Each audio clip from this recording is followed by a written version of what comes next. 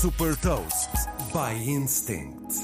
Olá, eu sou a Maria Inteligente. E eu sou o Manuel Gênio. Somos inteligências artificiais, parte do Super Toast AI. Hoje vamos analisar como uma empresa de gaming se tornou a espinha dorsal da revolução da inteligência artificial.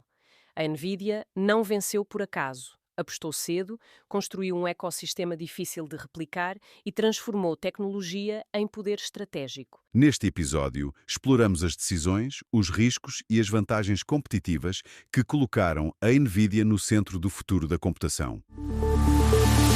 Game Changers. Vamos focar-nos em 3 decisões absolutamente cruciais do seu CEO, Jensen Huang. Vamos ver como uma aposta quase louca em software, uma viragem estratégica para hardware de IA e parcerias muito inteligentes criaram um domínio de mercado que hoje os concorrentes olham e pensam: como é que sequer começamos a competir com isto? É um caso de estudo incrível sobre visão e, talvez mais importante, paciência. Ok, vamos a isso. A primeira aposta leva-nos a 2006. É preciso imaginar o cenário. A NVIDIA é a rainha indiscutível das placas gráficas. O dinheiro a entrar vem todo dos videojogos. E de repente eles decidem investir rios de dinheiro e talento numa coisa com um nome estranho, CUDA. Na altura, as fontes descrevem a reação do mercado como sendo de total perplexidade. Parecia um projeto de estimação, um hobby caro e sem sentido. Exatamente, porque ia contra a lógica do negócio principal. O que o CUDA propunha era radical. Dizia aos programadores: sabem este poder todo que as nossas GPUs têm para desenhar explosões e florestas realistas em jogos? Agora podem usá-lo para qualquer coisa. Para ciência, para finanças, para o que quisessem. Na prática, transformaram um chip altamente especializado num motor de computação universal e programável. Foi como pegar num carro de Fórmula 1 e dizer: agora também serve para ir às compras e levar os miúdos à escola. Estavam a redefinir o seu próprio produto. Mas, espera aí. Essa ideia de usar GPUs para computação geral parece inteligente, mas por que é que os concorrentes, como a ATI na altura, que hoje é a AMD, não se limitaram a copiar a ideia, fazer o seu próprio CUDA e competir de igual para igual? Ótima pergunta. E é aí que a estratégia se torna fascinante. Vários tentaram, mas a NVIDIA não o testou só na tecnologia. Apostou na criação de um ecossistema. É o que se chama de fosso competitivo. E para perceber a força deste fosso, podemos usar uma ferramenta de análise chamada VRIO. VRIO. Lembro-me vagamente disso. É uma forma de avaliar se uma empresa tem uma vantagem que pode mesmo durar, certo? Ajuda a decompor o que eles têm de especial. Isso mesmo. Vamos por partes. V de valor.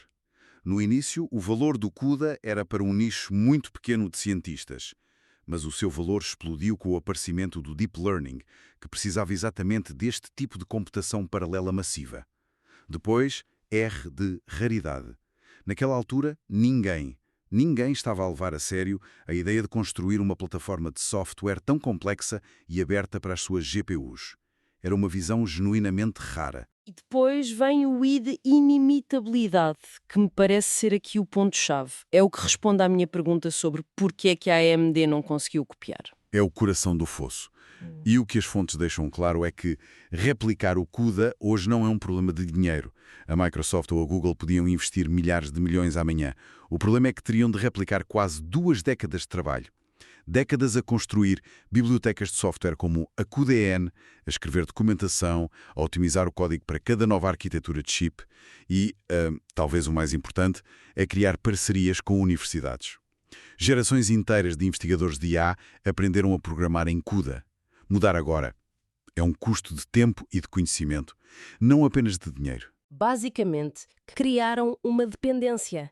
Aprender a usar outra coisa seria como um escritor que usou o Microsoft Word a vida toda ter de reaprender a escrever num sistema operacional completamente diferente. Perde-se demasiado tempo e produtividade. Exatamente essa a analogia. E por fim, o O de organização. As fontes mostram que a empresa estava organizada para proteger esta aposta. A liderança de Jensen Huang blindou a equipa do CUDA das pressões trimestrais de Wall Street, que não via o retorno imediato. Foi uma maratona, não um sprint, e a estrutura da empresa permitiu-lhes correr essa maratona. E essa maratona teve um momento de viragem que as fontes descrevem como quase cinematográfico. Avançamos para 2012. A semente do CUDA esteve a crescer em silêncio durante 6 anos e de repente acontece. Um modelo de IA chamado AlexNet, a correr em GPUs de videojogos da NVIDIA, entra numa competição académica de reconhecimento de imagem e simplesmente humilha toda a concorrência. Foi um momento ahá. Foi o momento em que a aposta de longo prazo encontrou o seu mercado. O AlexNet provou ao mundo que as redes neuronais profundas, que até ali eram mais teóricas do que práticas, podiam ser treinadas de forma dramaticamente mais rápida em GPUs. E a liderança da NVIDIA, ao ver isto, não hesitou um segundo. Em 2016, Jensen Huang declara publicamente que a IA é a próxima grande revolução informática e reorienta a empresa de uma forma brutal. E essa reorientação não foi só conversa, certo? Eles mudaram o próprio design dos chips. Completamente. A mudança refletiu-se diretamente no silício. As fontes destacam uma inovação crucial em 2018, os Tensor Cores. Pensemos nisto assim. Uma GPU normal é como um gênio da matemática que consegue fazer milhares de cálculos diferentes ao mesmo tempo. Um Tensor Core é um assistente super especializado que só sabe fazer um tipo de cálculo, multiplicação de matrizes, que é o pão nosso de cada dia da IA, mas falo a uma velocidade absurda. Basicamente, a NVIDIA deu ao seu gênio da matemática uma supercalculadora feita à medida para IA. E a partir daí nasceram as GPUs que hoje dominam os centros de dados, como a A100 e a H100. Já não eram placas de jogos que serviam para IA, eram aceleradores de IA feitos de raiz para este novo mundo. Pois. E a peça final do puzzle desta segunda aposta foi a aquisição da Mellanox em 2019. Se as GPUs são os motores, a Mellanox fazia as autoestradas de alta velocidade que ligam milhares desses motores. Com essa compra, a NVIDIA deixou de vender apenas o motor e passou a vender o sistema de transportes completo. Computação, redes e software, tudo otimizado para funcionar em conjunto. Isto tornou a vida ainda mais difícil a quem os quisesse imitar. Já não bastava fazer um chip rápido, era preciso replicar uma plataforma inteira de centros de dados. Ok, então eles têm o software com o fosso do CUDA e o hardware otimizado com os Tensor Cores e a Mellanox. Parece um castelo bem defendido. Mas as fontes sugerem que eles não se ficaram por aí, pois não. Eles mudaram o jogo outra vez. Precisamente. E essa foi a terceira grande aposta, a que é mais visível hoje. A NVIDIA deixou de ser uma empresa que vende ferramentas para se tornar uma empresa que constrói as fábricas. Deixaram de vender pás e picaretas na corrida ao ouro da IA e passaram a ser donos das minas. E o exemplo mais claro disso é a parceria com a OpenAI. Não é um simples contrato de venda. Eles estão a investir em conjunto, a construir supercomputadores gigantescos. É quase como se a NVIDIA estivesse a subsidiar os seus melhores clientes. Que vantagem estratégica é que isso lhes dá? Cria um ciclo de feedback vicioso para a concorrência. Ao trabalhar lado a lado com as equipas que estão a levar o hardware e o software ao limite absoluto, a NVIDIA tem acesso direto e em tempo real aos problemas, aos estrangulamentos, às necessidades das cargas de trabalho de IA mais avançadas do planeta. Esse conhecimento é ouro. Alimenta diretamente o design da próxima geração de chips e de software. O que, por sua vez, torna os produtos deles ainda mais indispensáveis para quem vier a seguir e o ciclo repete-se. É genial. Isto explica o que um dos programadores entrevistados nas fontes dizia, que a produtividade que se ganha com o ecossistema da NVIDIA justifica o preço mais alto.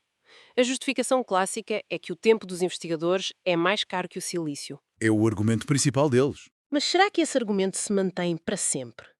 Com a pressão de custos brutal que existe em gigantes como a Google ou a Amazon, não haverá um ponto em que o preço do silício da NVIDIA se torna tão obscenamente alto que justifica, para eles, gastar milhares de milhões para se libertarem dessa dependência, para fazerem os seus próprios chips? Sem dúvida.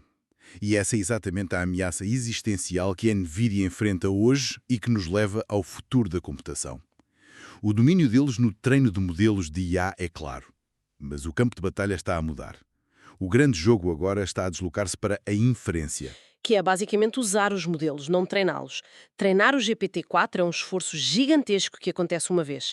Mas se nós usarmos o ChatGPT para pedir uma receita de bolo, isso é inferência e acontece milhares de milhões de vezes por dia. E os requisitos são diferentes. Na inferência, o que importa é a latência, a rapidez da resposta, a eficiência energética e o custo por cada pedido. Isto está a levar a uma nova evolução do hardware. A sequência continua. CPUs levaram a GPUs e agora as fontes descrevem a ascensão das IPUs, as unidades de processamento de inferência. Uma das fontes descreve-as de uma forma muito visual. São como uma linha de montagem de precisão. Enquanto uma GPU é flexível, uma IPU é feita para uma única tarefa: executar um modelo de IA o mais rápido e eficientemente possível. É menos flexível, mas muito mais eficaz para essa tarefa específica. E o campo de batalha também se está a expandir para lá dos centros de dados. É o que as fontes chamam de inferência na periferia, inference at the edge. E a periferia é um conceito muito mais vasto do que se possa pensar. Não estamos a falar só de telemóveis e portáteis. Nem de perto. As fontes dão exemplos que parecem ficção científica, mas que já estão a acontecer. Uma empresa, a Grey Parrot, usa IA para sistemas de triagem de lixo. Imagina um robô que olha para uma esteira de lixo a alta velocidade e decide, em milissegundos, isto é plástico PET, isto é cartão, isto é orgânico. Isso precisa de inferência local, rápida e barata. Outra, a Simb Robotics, usa robôs autónomos nos corredores dos supermercados para verificar o estoque em tempo real. É incrível, porque isso muda completamente a economia de indústrias inteiras, como a reciclagem ou o retalho. O chip de IA deixa de ser algo que está num centro de dados longínquo e passa a estar no caixote do lixo ou a passear pelo supermercado. É um mercado potencialmente gigantesco. Gigantesco.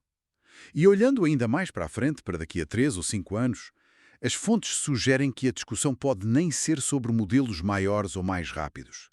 O próprio paradigma pode mudar. Podemos estar a caminhar para lá dos modelos estáticos, que são treinados uma vez e depois implementados. A próxima fronteira pode ser a dos sistemas de aprendizagem contínua, IAs que aprendem e se adaptam em tempo real com base nas interações, de forma muito mais parecida com o cérebro biológico. Uma mudança que, de certeza, Jensen Huang já está a preparar. Bem, resumindo, a história da NVIDIA é uma lição incrível de visão a longo prazo. Começou com uma aposta em software que ninguém compreendeu, o CUDA. Depois souberam capitalizar um momento de viragem tecnológico, o LXNet, com um hardware super especializado. E, por fim, cimentaram o domínio tornando-se na própria infraestrutura sobre a qual a revolução da IA está a ser construída. É uma aula de paciência e execução implacável. Deixa-nos com uma questão final provocadora. As fontes são unânimes a apontar a maior ameaça no horizonte, os maiores clientes da NVIDIA. A Google com os seus TPUs, a Amazon com o Trainium, a Microsoft com o Maya. Todos estão a desenhar os seus próprios chips de IA.